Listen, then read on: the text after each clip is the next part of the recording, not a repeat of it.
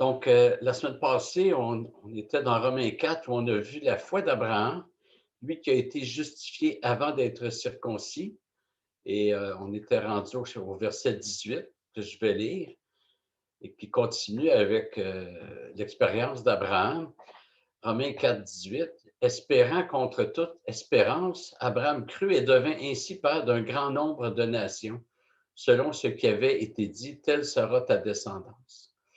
Alors, l'expression espérant contre toute espérance signifie espérer malgré tout ce qui va contre l'espérance.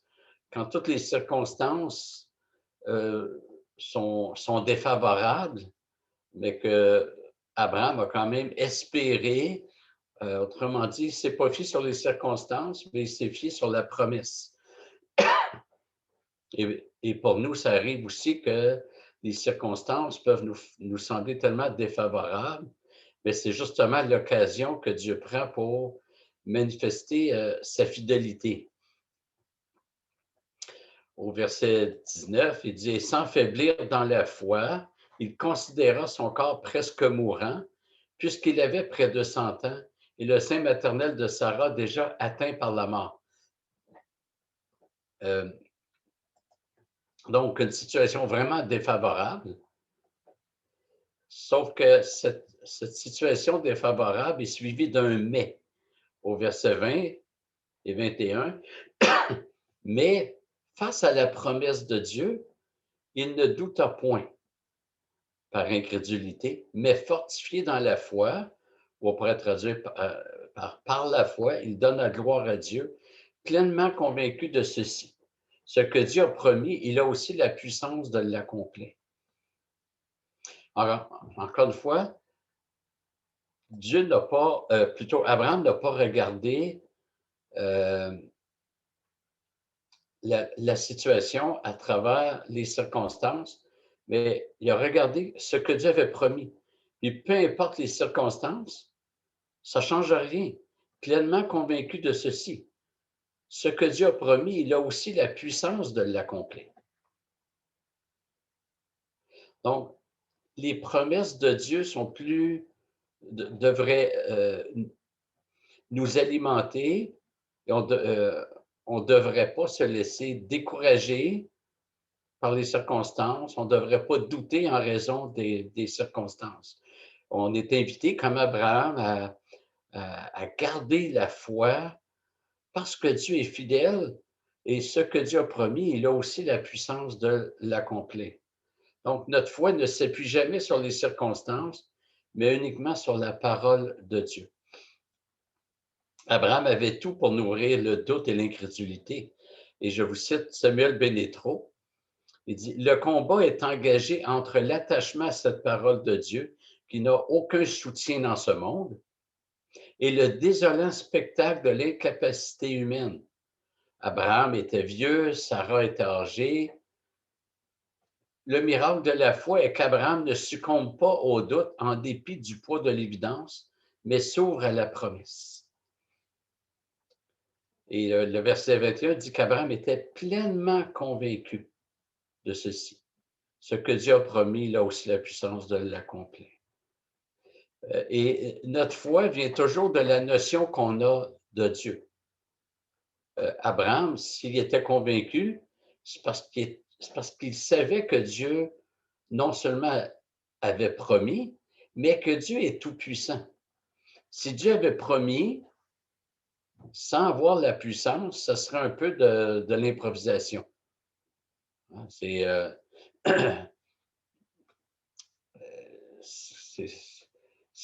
c'est comme si moi, je promets à mon fils de lui léguer 15 maisons. C'est n'importe quoi. Mais Dieu, quand il promet, il va le faire. Il est fidèle, puis il a la puissance pour l'accomplir. Alors, gardons en tête cet exemple d'Abraham parce que ça va préparer le chapitre 7 qui développe le fait que l'homme ne trouve rien de bon dans son corps et doit s'appuyer totalement sur Dieu. Verset 22.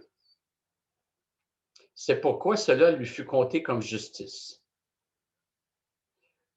Selon l'exposé, pour nous convaincre que le Père de la promesse a été justifié, il a reçu les promesses non par les œuvres, mais par la foi. On va faire ici une petite pause théologique.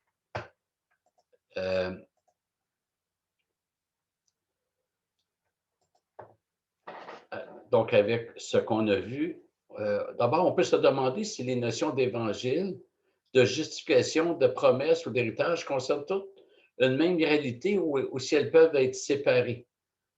Et c'est important pour nous de savoir que tout cela va ensemble. C'est un seul plan de salut. On peut les séparer pour comprendre, mais je préfère dire qu'on doit distinguer sans dissocier. Et Paul fait des équations qui rassemblent toutes ces notions dans une seule grande réalité. L'Évangile inclut la justification, ça ouvre aux promesses qui sont synonymes d'héritage.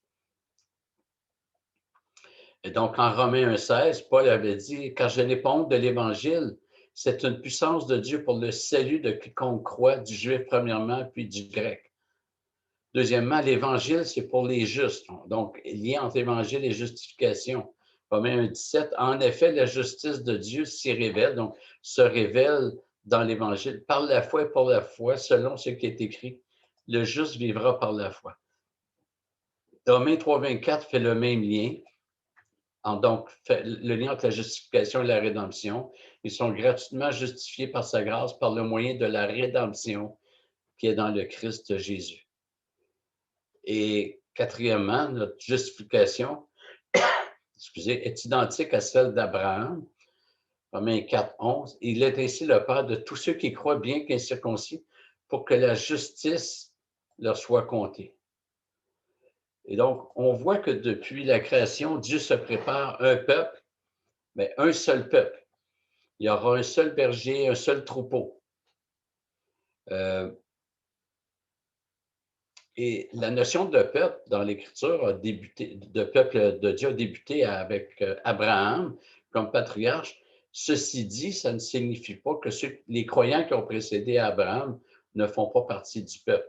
Mais dans sa révélation, c'est sous Abraham que Dieu a révélé qu'il allait se faire un peuple.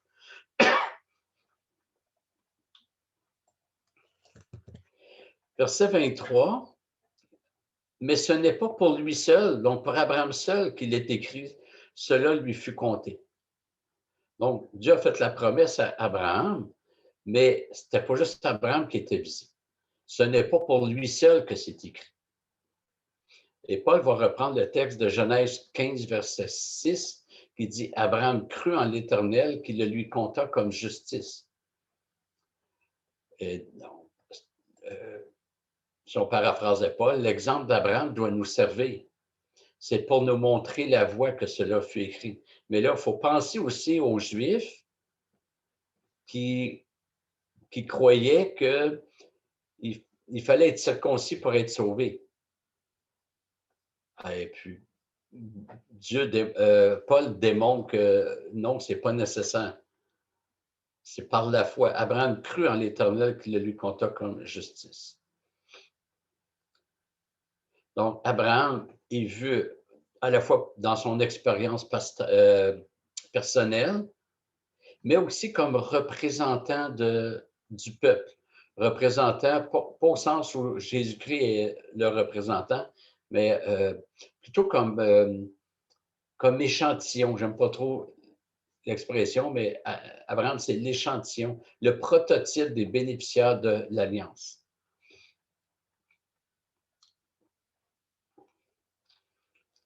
Verset 24. C'est aussi à cause de nous. Donc, c'est pas juste pour Abraham que ça a été écrit, verset 23. Verset 24, c'est aussi à cause de nous. À qui cela sera compté? Nous qui croyons en celui qui a ressuscité d'entre les morts, Jésus notre Seigneur. Et c'est intéressant parce que Paul dit que Abraham, c'est notre père dans la foi. Abraham crut et cela lui fut compté comme justice. Et ça, c'est écrit pour nous aussi, nous qui croyons en celui qui a ressuscité d'entre les morts, Jésus notre Seigneur. La foi qu'on doit avoir, c'est la même foi qu'Abraham. Puis la foi qu'on a, c'est la foi en celui qui a ressuscité d'entre les morts, Jésus notre Seigneur. Autrement dit, Abraham avait cette foi que Dieu ressuscite d'entre les morts.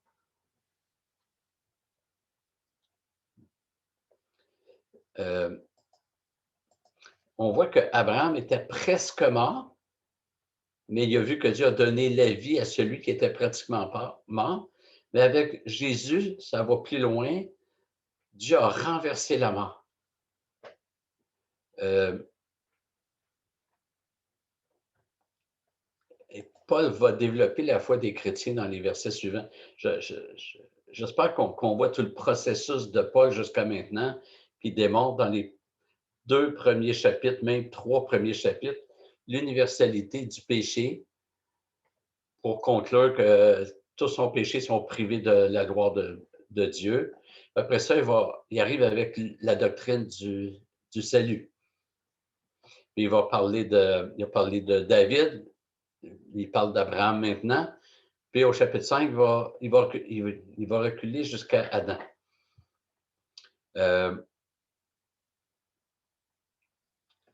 Notre frère Dominique avait posé la question à savoir qu'est-ce qu'Abraham comprenait par rapport à nous. C'est pas du verbatim, là. Puis, j'avais répondu sommairement, je vais quand même le répéter. On découvre dans le Nouveau Testament que les patriarches avaient un contenu de foi beaucoup plus développé que les textes de la Genèse nous, nous permettent de découvrir. Au verset 17, Paul avait déjà affirmé au sujet d'Abraham, il est notre Père à tous devant Dieu, en qui Abraham a cru, qui donne la vie aux morts et qui appelle à l'existence ce qui n'existe pas. Abraham a vu ça dans sa vie. Même si ce n'est pas dit qu'Abraham croyait que Dieu ramène d'entre les morts, il l'a vécu dans sa vie. Jean 8, 56, Jésus dit, Abraham, votre père, a tressailli d'allégresse à la pensée de voir mon jour. Il a vu le jour de Christ. Il l'a vu et il s'est réjoui. Alors, ça veut dire quoi qu'Abraham a vu le jour de Christ? Bien, Dieu a donné un enfant à Sarah. C'est un vrai miracle. Et déjà, Abraham a vu là que Dieu allait remplir sa promesse. C'était pas normal au sens de naturel d'avoir un enfant à un âge aussi avancé. Donc, Abraham a vu la fidélité de Dieu. Il a vu que Dieu allait accomplir sa promesse d'envoyer un Messie à travers le fait que Dieu donne un enfant à Sarah, donc Isaac. Et aussi dans Genèse 22, quand Abraham sacrifie son fils, ou va pour sacrifier son fils. Abraham a cru et il est allé dans la foi que Dieu allait maintenir sa promesse, même si ce que Dieu lui demande allait à l'encontre de la promesse. Ça dépassait tout entendement humain.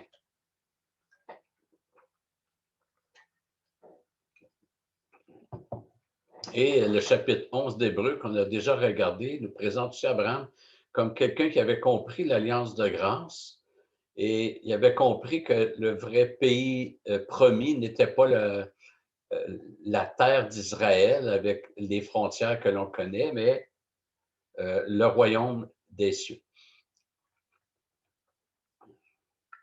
Donc, ce qu'on doit comprendre, c'est que la foi de ceux qui ont précédé Jésus-Christ est la même que celle que nous avons.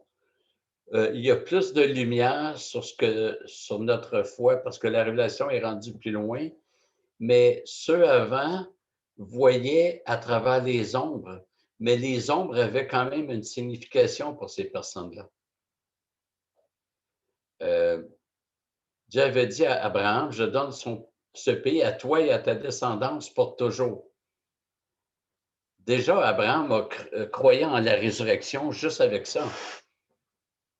Parce que vaut un pays promis si on ment?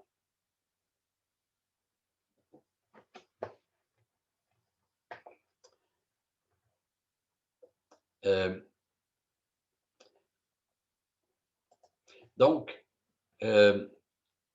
c'est la même foi qui,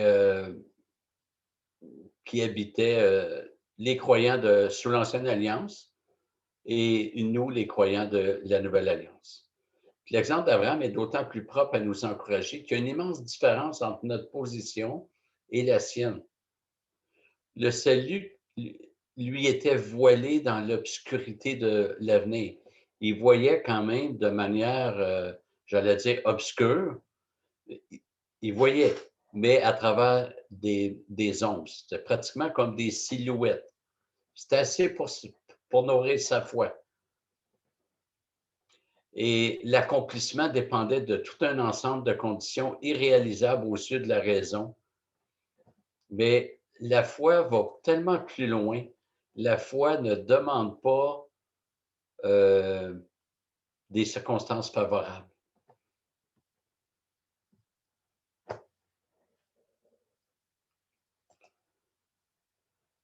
Alors, Abraham, il y avait beaucoup de circonstances défavorables. Il se rend dans un pays promis, là où coule le lait et le miel, mais en arrivant, c'est la famine. Abraham et Sarah ont dû se réfugier en Égypte et ce séjour menaçait un élément de la promesse, la descendance. À 2 reprises, Sarai a risqué d'être prise comme épouse par un étranger lorsqu'Abraham la présenta comme sa sœur. Dans ces 2 circonstances-là, le roi a dit, ah ben, si c'est sa sœur, ce n'est pas sa femme, donc elle n'est pas mariée, je peux la prendre. Mais si Abraham avait dit, c'est mon épouse, peut-être que le roi aurait voulu tuer Abraham pour prendre Sarah. Ça se passait comme ça à l'époque. Donc, c'est un autre obstacle. Ensuite, l'âge avancé du couple constitue des circonstances défavorables à la descendance, au point où Abraham va vers la servante de Sarai pour tenter d'accomplir la promesse par lui-même. Alors, plein de circonstances défavorables, même des chutes. C'était pas correct qu'Abraham fasse passer Sarah pour sa sœur. Le mari doit protéger sa femme, puis il doit pas faire, il n'aurait pas dû mentir. Abraham n'aurait pas dû aller vers Agar pour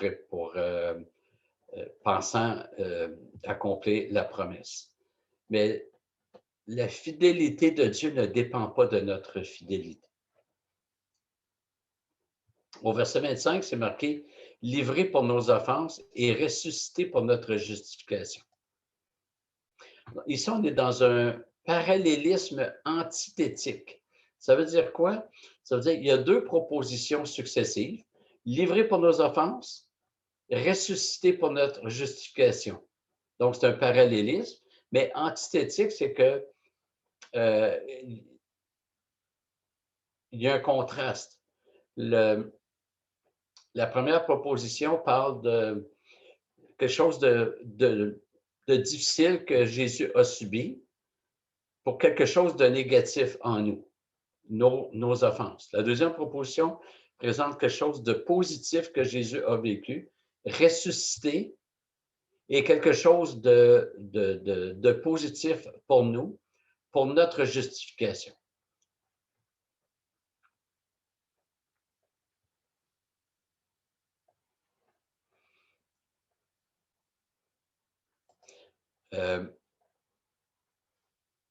Pourquoi associer la justification à la résurrection plutôt qu'à la mort? Mais ce n'est pas signifié que c'est la résurrection qui proclame la pleine valeur de la mort substitutive de Jésus. Voilà, on va s'arrêter ici pour ce soir et que l'exemple d'Abraham puisse nous encourager à jamais se laisser arrêter par les circonstances, mais toujours croire que notre Dieu est tellement plus puissant que les circonstances, mais il y a même plus. C'est Dieu qui fait advenir les circonstances pour se révéler avec plus de force. Voilà.